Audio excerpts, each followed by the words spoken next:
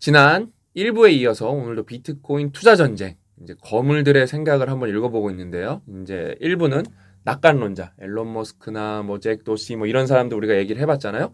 이제 2부에서는 좀 신중론자, 신중론자. 포지티브도 아니고 네가티브도 아니고 나는 중립에 서겠다. 근데 그게 누구냐면은 레이 달리오, 예, 자산 분배의 왕. 맞습니다. 뭐 추가로 설명해 드리면 20세기에 워런 버핏이 있었다면 21세기에는 레이 달리오가 있다. 모르시는 분이 되게 많아요. 예, 근데 그리고 뭐 2008년 금융위기 때 예측해서 어마어마한 돈을 벌고 있고, 또 워런 버핏 비슷하게 또 기부도 엄청 많이 하세요. 그리고 되게 사회적으로도 자기 어떤 생각이나 의견을 되게 좋은 글을 많이 써요. 겸손하게 얘기를 하시는 그런 분입니다. 일단은 이제 레이 달리오가 했던 이야기를 하기 전에 레이 달리오가 어떤 행동을 했는가 이게 최근에 나온 소식이긴 한데, 레이 달리오가 이제 뭐 세계 최고의 헤지 펀드를 운영하고 계시는 거예요. 브릿지 워터라는. 근데 그 헤지 펀드가 작년 4분기에 테슬라의 주식을 전량 매도했습니다. 하고 나서 테슬라와 관계가 없는 상태에서 얼마 전에 1월 말이죠. 1월 말에 링크드인에 비트코인에 대한 본인의 생각을 딱 진솔하게 얘기를 했습니다. 예, 저도 읽어봤어요. 약간 그런데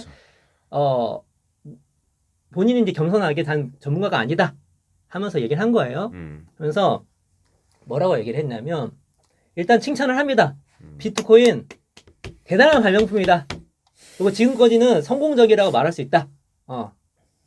근데 나는 이제 투자자이기 때문에, 뼛속까지 투자자이기 때문에 이게 투자할 가치가 있는지 없는지를 계산해야 되는데, 투자를 하기 위해서 투자 적정 가격을 그 투자자 생각을 해야 되잖아요.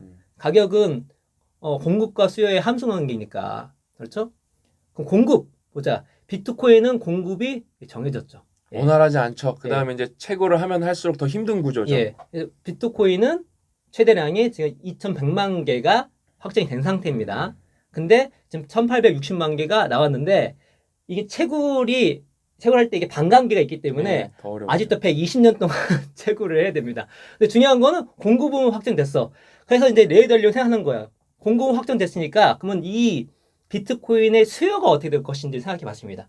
생각해 봤더니 지금 비트코인이 되게 잘 나가고 있지만 세 가지 정도 리스크가 있는 것 같다라고 얘기를 합니다. 첫 번째 리스크는 무엇이냐면, 야, 이거 비트코인 대체제가 나오지 않을까라는 것입니다. 이게 가상화폐인데, 아주 좋은 포인트죠. 비트코인은 뭐 여러 가지 약점이 많이 있습니다. 그 약점에 대한 자세한 거는 우리 3부 때 한번 말씀드릴 텐데, 근데 이 지금 비트코인이 뭐 그냥 왕처럼 가상화폐 왕으로 군림하고 있지만, 아니 비트코인보다 훨씬 더 범용성이 있고 아니면 다른 정부에서 밀어주는 가상화폐가 나왔을 경우에 과연 지금의 가상화폐 왕으로서 대장으로서의 비트코인이 지위를 유지할 수 있을 것인가? 지금의 기술의 역사를 보고 지금 인류의 역사를 봤을 때 항상 더 좋은 것이 대체를 했는데 과연 비트코인이 지금의 왕을 유지할 수 있을 것인가? 퀘션 마크가 딱 드는 거예요. 그래서 실제로 중국에서는 중국 정부가 주도적으로 디지털 화폐를 한다고 하고 있어요. 그렇습니다. 그리고 일단 뭐 진부한 얘기긴 한데 되게 중요한 얘기입니다. 야, 보통 사이버 공격 같은 거는 공격이 방어보다 쉬운데, 방어가 어려운데, 이게 자산으로서 사이버 공격을 잘 방어할 수 있어? 장담할 수 있나? 해킹에 대해서? 원래 그래서 비트코인이 여러 번 뭐였어요? 이제 분산이 돼 있어서 뭐 가장 안전하고 가장 뭐 별의별 얘기 다 나왔어요. 그렇죠. 뭐 투명한 거. 근데 어때요? 그래, 맞아. 코인 자체는 이게 원장에다가 다 분산을 해놓을 수가 있는데 결국에는 그 돈을 꺼내려면 거래소가 있어야 되는데 거기서 비리, 해킹 다 당했어요. 솔직히. 그래서 그거 너무 이거 보장돼? 그러니까 보호되는 거야? 자, 세 번째는 더 이게 또 장기적으로 생각해 볼 문제인데, 비트코인 성공 자체가 리스크 아니야?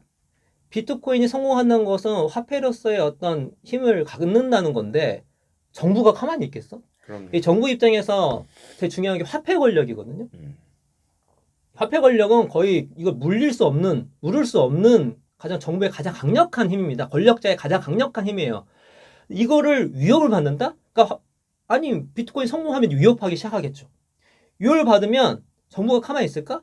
규제가 들어가지 않을까? 규제가 들어간다는 건 뭐죠? 수요가 줄어든다는 거잖아요. 그럼 수요가 줄어들면 과연 비트코인의 지금의 가격을 유지할 수 있을까? 라는 그런 리스크. 그러니까 대단한 발명품이고 지금까지 성공적인 것 같지만 원래 레이 달리오도 좀 이게 놀라운 게 그전에는 되게 부정적이었어요. 근데 이게 좀 바뀐 거예요, 이것도. 근데 그래도 이 세 가지 리스크를 지금 해결된 게 없지 않나? 라는 생각을 이제 든 겁니다. 그래서 내는 결론이 뭐냐면 이제 보시면 그래도 나는 비트코인은 골드와 같은 그와 같은 대체 자산으로는 보고 있다. 그러니까 자산으로 대체 자산으로까지 볼 수 있을 것 같다. 이게 뭐 이렇게 쓰레기나 아무 소용이 없는 건 아닌 것 같다. 실제로 흐름이 그래요. 예. 그래서 실제로 자기 헤지펀드에서 대체 자산이기 때문에 고민을 안 할 수가 없어요. 투자에 대해서. 내가 투자를 한다면 어떤 마인드를 할 것인가? 이제 결론입니다. 장기적 관점에서, 장기적 안목에서 내가 투자금의 80%를 이뤄도 된다. 라고 한다면 투자해라. 하는 것입니다. 내가 장기적 관점에서 이거는 80% 날려도 돼. 라고 한다면 지금 스탠스로는 투자할 수도 있을 것 같다. 라고 레이 달리오가 얘기하고 있는 것인데 우리가 뭐 이거와 비슷한 얘기를 예전에 신박성이 한 적이 있습니다. 이제 80원까지 얘기 안 했지만 비트코인만 나왔을 때 만약에 투자를 한다면 그냥 다 날릴 각오로 하면은 우리는 80이랑 그런 거 모르고 다 날릴 각오 하라면 그게 왜냐면 근데 저희가 투자는 안 했습니다. 안 한 이유는 두 가지예요. 하나는 뭐냐면 저희는 이제 기업인이다 보니까 제가 일 열심히 하면 비트코인 투자하는 거 비교할 수 없을 정도 돈을 벌 수가 있잖아요. 확률은 낮지만 저희가 일 열심히 하는 건 중요하고 두 번째로는 자 사람이라는 것이 아무리 날릴 돈이라 하더라도 내가 돈을 넣으면 신경을 안 쓸 수가 없어요. 근데 비트코인은 이 변동성이 너무 심하고 우리가 그거를 안 볼 자신이 있는가? 이것이 우리 일할 때 악영향을 미치지 않을까? 100% 악영향을 미칠 거라는 생각이 들었습니다. 그래서 저희는 이제 안 했는데 저는 일단 레이 달리오의 투자적 관점으로서 이 관점을 상당히 동의를 합니다. 이런 식으로 자기가 진짜 멀리 왜냐면 우리가 지금 비트코인을 낙관론을 보고 있는 건 현재를 보는 것이 아니라 미래를 보고 있는 거거든요. 스토리를 보는 거예요. 게임 체인저로서. 장기적 관점에서 그래도 확률이 여러 가지 리스크가 있으니까 확률이 막 엄청 높진 않으니까 80% 정도까지는 날릴 돈이라면 한번 투자해봐라 라는 것이 레이 달리오의 생각이고 전 상당히 동의를 하는 그런 부분이라고 그러니까 레이 달리오 저희가 뭐라 그래서 자산 분배 왕이라서 이 사람은 금이 엄청난 지표란 말이에요. 돈이 여러분 가치가 떨어지면 금값은 어떻게 되죠? 올라가죠. 비트코인이 지금 그거랑 똑같이 가고 있다는 거예요. 인플레가 심해지면 금값 올라가고 그다음에 비트코인 가격도 올라가니까 뭐라 그러는가 금과 같은 대체제가 되었다. 근데 금은 실물이잖아요. 보석도 심지어 만들 수 있고 뭐 저 치아에도 썩으면 들어갈 수가 있고 쓸 때도 있는데 금은 뭐 역사적으로 인정받는 화폐니까. 그러니까 금 같은 거지 금은 아니다. 그렇지. 예. 그러니까 화폐가 근데 저는 이제 이게 한번 보시면 영어라서 한번 읽어보시면 좋을 것 같은데 그냥 이렇게 투자를 할 때 이렇게 하는 사고방식을 배우면 좋겠다는 생각이 들어요. 내가 투자를 한다면 레이 달리오가 생각하는 것처럼 한번 생각해보면 좋겠다라는 생각이 듭니다. 이것이 정답은 아니에요. 투자의 정답은 솔직히 없죠. 미래가 어떻게 될지 모르니까. 근데 이런 식으로 생각하는 것이 좀 더 합리적이지 않겠나라는 생각이 듭니다. 참고로 제가 말씀드렸잖아요. 이제 저희랑 친한 친구가 치과에 살아서 소득이 좀 높은 편인데 그 친구는 제가 자산 분배를 알려준 다음에 얘는 안 해본 투자가 없을 정도예요. 근데 자산 분배밖에 안 합니다.